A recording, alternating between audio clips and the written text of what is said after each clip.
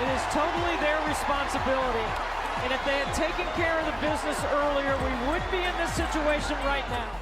The WNBA has a serious issue, and the Indiana Fever have had enough. What happened to Caitlin Clark against the Connecticut Sun wasn't just a missed call or simple mistake. It's part of a continuing, frustrating pattern. Here is the problem. So many of these incidents are happening towards Indiana Fever players, particularly Caitlin Clark. Instead of celebrating the Fever's incredible achievement, reaching the Commissioner's Cup Finals, a milestone that should dominate headlines, the entire sports world is focused on something far more troubling: the reckless way Caitlin Clark continues to be treated on the court. In this matchup, the refs didn't just overlook physical play. They allowed the Connecticut Sun to go after the literal face of the league without consequence. And when Fever head coach Stephanie White took the podium, it was clear from the very first question about officiating that this wouldn't be a measured or diplomatic response. You could sense the emotion building. She wasn't holding back. She was ready to deliver a knockout message. For this first, I know you and JC go way back to the Big Ten. What was going on with the chip it is there, and what explanation were you given for the tech that you got? I'll take the official question. Coming up, I've got every highlight from what turned into an absolute takedown. And honestly, it was long overdue. Because if this game, and Stephanie White's fiery post-game presser, taught us anything, it's that the WNBA hasn't just failed to learn from Caitlin Clark's 5-game absence. They've been ignoring the warnings for far too long.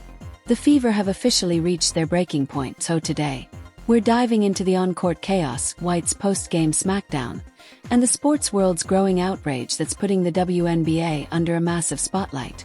It's clear, something has to change. But first, hit that like button and drop some sunglasses in the comments, because at this rate, Caitlin might need to start wearing goggles just to survive out there. Now let's set the stage. It was the Commissioner's Cup matchup against the Connecticut Sun. Sure, the Sun might be considered near the bottom of the league, but after the Fever's earlier loss to them, this game carried extra weight, pride, redemption, and momentum heading into the finals. The Fever came out strong, built an early lead, but you could already sense it. The fireworks were coming. And Caitlin Clark are talking to the official. They're both going at it, saying, hey, oh, there's a little extra right there. Uh-oh. Of course, JC Sheldon was in the mix. The same player who earlier this season took out both Sophie Cunningham and Sydney Coulson. And this time, it looked like she was aiming for the full Fever injury hat trick. Watch when Caitlin Clark is trying to create some space. It looked like she just got hit in the eye there. Ooh, and Marina Mabry, I missed that one, Idona. Oh, I missed that one too. Jackie went straight at the literal face of the league. And amid the chaos, Marina Mabry body-checked Caitlin hard to the floor, instantly reminding fans of a nearly identical, ugly moment from last season.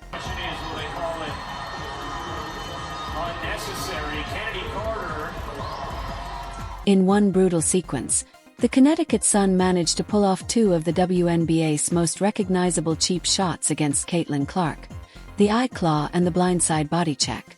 Anyone watching, with eyes not scratched by Jackie Sheldon's claws, could see this was the perfect chance for the league to finally take a stand and show its biggest star deserves basic on-court protection. You can't claw someone in the eye. Eject her. Eject both of them. Eject both of them.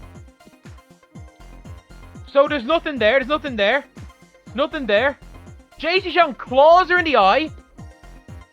Then the two of them get into it, and then Mabry just goes and shoves her onto the ground. Eject both of them. Eject both of them. Eject both of them. You'd think that after Caitlin Clark missed 5 games and the league's ratings plummeted, the WNBA would be more cautious, maybe even protective of the one player keeping it afloat.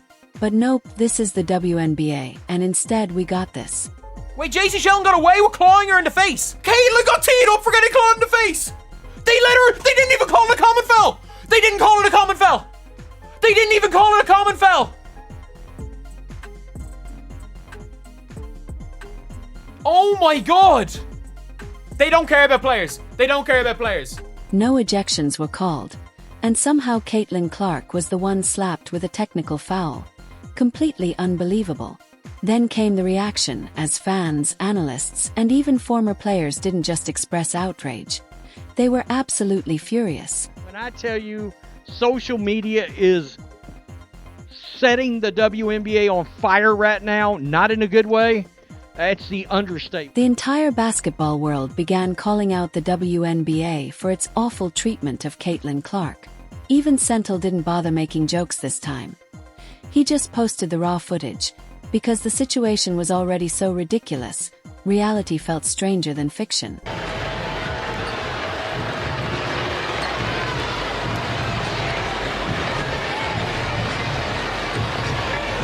Yeah, it looked like Caitlin got hit hard, both by J.C. Sheldon and Marina Mabry there. I would not be. The entire basketball world began calling out the WNBA for its awful treatment of Caitlin Clark. Even Sentinel didn't bother making jokes this time. He just posted the raw footage, because the situation was already so ridiculous, reality felt stranger than fiction. All right, enough is enough. You know, at some point, the line gets crossed too often where something needs to be done and things need to be corrected. And that is certainly the case with the way things around Caitlin Clark are officiated. This is a constant problem now. You know, it is something that since the beginning, I've kind of like backed off on because physical play is a part of sports. You know, going after a superstar and trying to rough them up a little bit to get in their head is a part of sports. But when it crosses the line, the referees need to do their jobs. They need to do their jobs, blow the whistle, and officiate properly. The one voice everyone was waiting to hear from was Fever head coach Stephanie White. And spoiler alert, she didn't just speak, she dropped a full-on nuke on the WNBA. We'll get to that in a second, but first, there are two things that deserve attention. Number 1. Caitlin Clark's resilience. After taking yet another brutal beating on national television, with the game on the line and the crowd roaring, she didn't just survive, she took over. With ice in her veins, Clark buried a dagger three-pointer right over Jackie Sheldon to seal the win. It was poetic justice, the perfect ending to a game that proved just how unstoppable she really is. All right. Here is Clark, flashing home a three from way down. And the best part, trash talk. Caitlin didn't just sink the dagger, she made sure they heard about it. Every replay angle captured it perfectly. That wasn't just a clutch shot, it was a bold, defiant statement. With her hand in her face.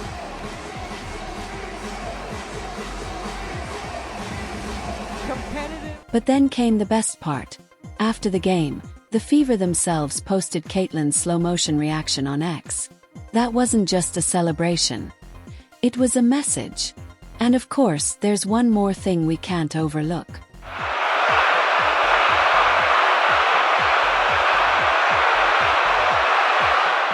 With the steal. Sheldon goes coast to coast. And here's we got another break is here as J.C. Sheldon goes right after Sophie Cunningham. This was exactly what the Fever needed. Sophie Cunningham delivered some well-deserved payback on Jackie Sheldon, leveling her with a hard, unmistakable flagrant foul that ignited a full-on brawl. And honestly, that's exactly why Sophie's here. To set the tone, send messages, and make sure that when teams take cheap shots at Caitlin Clark, they immediately face the consequences. This was all game, folks. All game. Caitlin Clark and the Indiana Fever were getting checked. All game. The Indiana Fever were getting punked. All game. The referees let this physical style of basketball continue and continue and continue and continue and continue and continue. And eventually, Sophie Cunningham had enough. That's right, no more freebies, no more soft responses. The Fever are finished playing nice. And Sophie made that crystal clear. The crowd went wild. But what came next was the most important moment of all. All the owners have to do is say, what if she gets injured?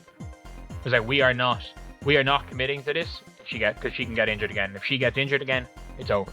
Caitlin Clark's short absence may have slashed potential salary growth for the entire league. The owners see it. They know they're one injury away from the WNBA collapsing back to 2023 level ratings and attendance. One absence away from losing the momentum they've spent decades trying to build. And here's the biggest issue. By refusing to fix the officiating, the league has created a dangerous divide. They've fueled an us versus them mentality, not just between Fever fans and other teams, but between Caitlin Clark's massive fan base and the league itself. That's the absolute worst-case scenario. Because now, people aren't just cheering for Caitlin to win games. They're rooting for her to prove the league wrong, to keep succeeding in spite of the disrespect, to expose a system that clearly doesn't want to embrace her. Even as she single-handedly raises the WNBA's value, the league keeps pushing back, alienating her fans, and in the process, has sparked a full-blown culture war. And after this game, that divide just exploded to a new level. Now the spotlight's blazing. The fuse has been lit.